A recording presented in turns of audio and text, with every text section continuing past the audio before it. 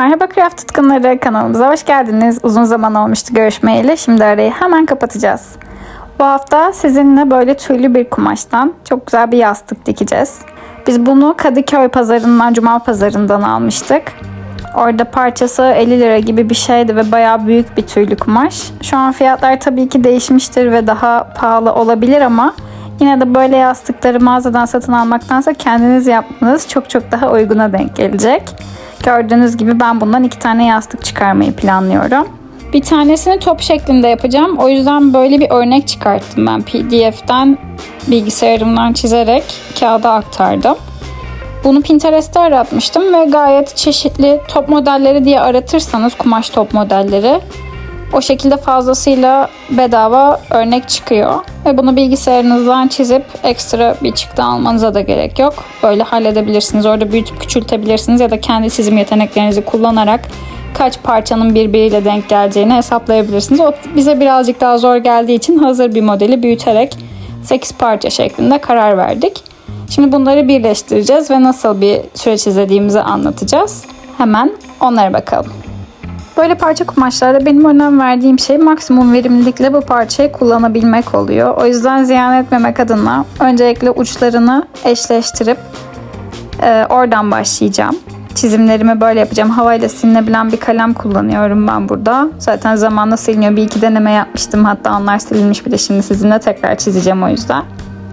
Böyle parça kumaş olduğu için tam denk gelmeyebilir tabii ki. Ama tersini çevirerek çizim yapacağım yerleri önce bir eşleştiriyorum. Bakın burada 2 katlı olacağı için eşleştikten sonra ben bir tane çizip kestiğimde 2 parçam hazır olmuş olacak. Bu sayede 4 çizimle bunu halledeceğiz ve kalanlarla dikdörtgen ya da kare bir yastık daha yapabiliriz. Bunu yapmamızı isterseniz, daha doğrusu yaparken çekmemizi isterseniz yorumlarda belirtin. Şimdi bu şekilde yerleştirdim. Havayla silinebilen kalemimi de alıp etrafından düzgünce çizerek tam 4 parça, yani altındakiyle kestiğimde 8 parçam olacak şekilde çizimlerimi tamamlayacağım. Bunları mümkün olduğunca yan yana yapıp dediğim gibi kumaş ziyanının önüne geçmiş olacağım. Diğer aşamalar için tekrar buluşalım. Diğer aşamalara geçmeden önce şöyle bir şey belirtmek istiyorum. Siz tabii ki bunları iğneleyerek, tutturarak çok daha düzgün çizimler yapabilirsiniz. Çok daha düzgün kesimler yapabilirsiniz. Ben dikiş konusunda amatör olduğum için ve elimde çok fazla malzeme bulunmadığı için bu şekilde ilerliyorum. Birazcık daha payları geniş tutmaya çalışarak dikişte hata yapma durumunda ya da şu an çizerken bir hata yaparsam kesmeden önce yakalayabilmek adına bir tık daha dikkatli olmaya çalışıyorum. Ama amatörüm. O yüzden yeterli malzemem yok. Sizin de yoksa bunu kafanıza takmanıza gerek yok. Bittiğinde çok güzel bir yastığınız olacak çünkü. Bir takım hatalar olabilir. Onlar da bu tarz el işlerinin bir parçası. Ben kendim de bu bilgiyi kabullenmeye çalışıyorum. Her yaptığım işi her zaman çok beğenmiyorum. Ama denemek istiyorsanız bu şekilde başlayabilirsiniz. Her şeyinizin tam olmasını beklemeyin bence. Birazcık motivasyon konuşması da yaptıktan sonra ben rahat kesebilmek için yanından birazcık kestim ve sonrasında birbirine denk getirmeden yapabildiğim en düzgün şekilde parçalarımı oluşturmaya çalışıyorum. Bu kesimler de bittikten sonra elimizdeki parçaları dikmeye başlayacağız ve birleştireceğiz. Şimdi bence direkt ona bakabiliriz. Kesim aşaması zaten hepinizin yapabileceği bir şey. Birazcık pipe bırakmıştık. Ama ben keserken garanti olması adına, çünkü kalın ve tüylü bir kumaşım var. Hani o paylara bir tık daha dikkat etmeye çalıştım. Hatta sonunda çok azıcık kaçırdığım yerler oldu. Bence böyle bir kumaşla çalışıyorsanız buna dikkat etmenizi tavsiye edebilirim.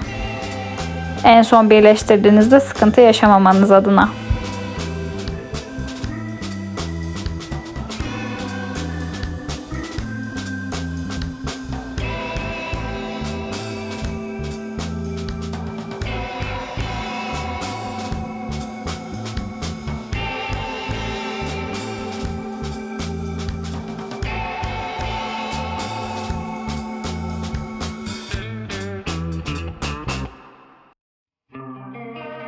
Gördüğünüz gibi ilk ikilimiz hazır. Bunlardan 8 tane olunca başlayabiliriz.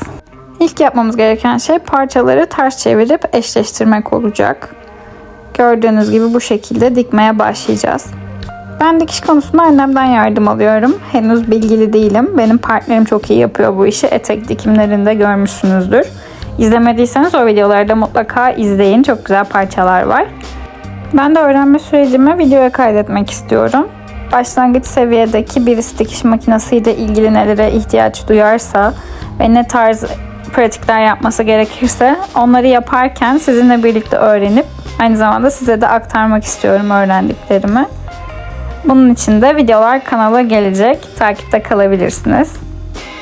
Bu ufak spoilerdan sonra da dikişi yaparken çok fazla içeriye girmeden şu an izlediğiniz gibi kenarlardan birleştirip 8 parçayı tamamlıyorsunuz ve en son kısmını tamamen dikmeden önce doldurmaya başlayacağız.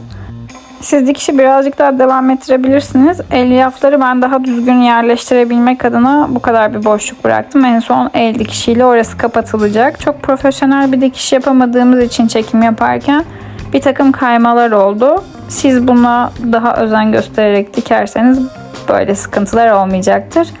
Kumaşınızın kalınlığına, inceliğine göre dikiş paylarını da ayarlarsanız ve daha dikkatli kesip dikerken de belki kenarlarını toplu iğneyle tutturarak ne kadar pay bırakmanız gerektiğine daha düzgün, bizim yaptığımızdan daha profesyonel bir yaklaşımla yaklaşırsanız herhangi bir yamukluk, sıkıntı, eşleşmeyen durumlar olmayacaktır. Olursa da düzgün bir el dikişiyle bunları da gizleyebiliyorsunuz. Aklınızda bulunsun. Biz birazcık öyle şeyler de yapmış olabiliriz. Ben burada elyafla dolduruyorum. Siz fermuar dikmeyi biliyorsanız fermuarla olacak şekilde hani başka bir yastığı da içine oturtabilirsiniz. Bunu sadece kılıf olarak da kullanabilirsiniz. Elyafı olabildiğince çok ve düzgün yerleştirerek koymaya çalışıyorum. Çünkü biliyorsunuz ki elyaf sönebiliyor birazcık zaman geçtikten sonra. Ona dikkat edebilirsiniz bu aşamada. Yeterli seviyede elyafı koyunca yastığımız şeklini almaya başladı. Birazcık da bal kabağına benzedi. Çok büyük bir yastık değil, öyle bir şey hayal etmeyin ama başta söylediğim gibi ölçüleri değiştirerek bunu ayarlayabilirsiniz ve buradaki kötü görüntüleri, dikişlerde tam profesyonel yapamadığımız yerleri belki bir düğme ya da oraya bir pomponumsu bir şeyler ekleyerek kapatabiliriz. Bu bizim elimizde. Ben de bunları düşüneceğim. Ama şu anki hali de benim için çok yeterli. Güzel bir yastık oldu. Dediğim gibi kalan parçadan dikdörtgen olanı da yapmamızı isterseniz onun için de yorumlara yazmanız yeterli. Görüşmek üzere craft tutkunları. Bir sonraki videomuz yine büyük ihtimalle dikişle alakalı olacak. Bizi takip etmeyi unutmayın.